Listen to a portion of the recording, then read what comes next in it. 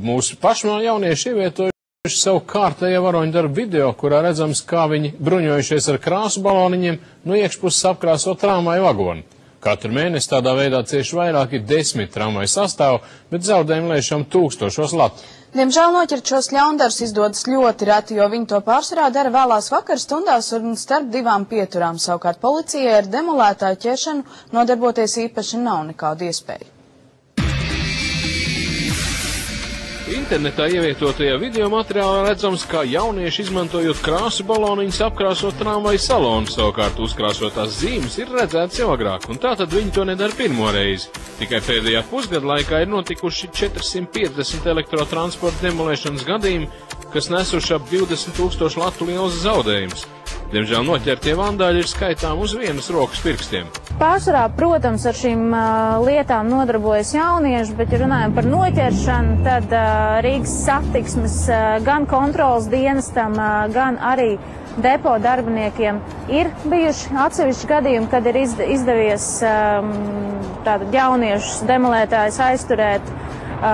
Esam arī vērsušies policijā, diemžēl, jāsaka, ka šie gadījumi te var palīdzēt tik tiešām pēc iespējas biežāk kontrolas dienesta reidi. Sevišķi bieži huligāni uzdarbojas nedēļas nogalēs, un arī šīs pēdējās brīvdienas nav bijušas izņēmums.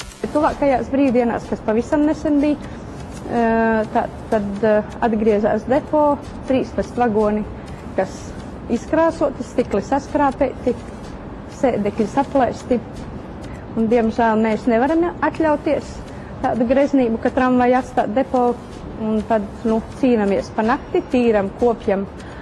Un šīs brīvdienās nācās pat izsaukt krāsotāju, lai varētu novērst šos defektus, kas bija. Parasti demolētāji darbojas otrajā vagonā, kur viņus neredz vadītājs un izvēlas tukšu tramvaju, taču dažkārt nekautrējas arī no pasažieriem.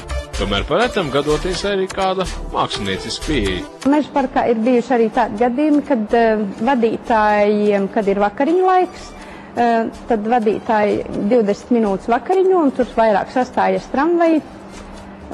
Tad pēc vakariņošanas vadītāji atgriezās un viņi gandrīz savu tramvaju neatpazina, jo viņas tramvaja visas sāns bija apzīmēts ar grafiti no aizmugurēm durvīm līdz gandrīz priekšējām.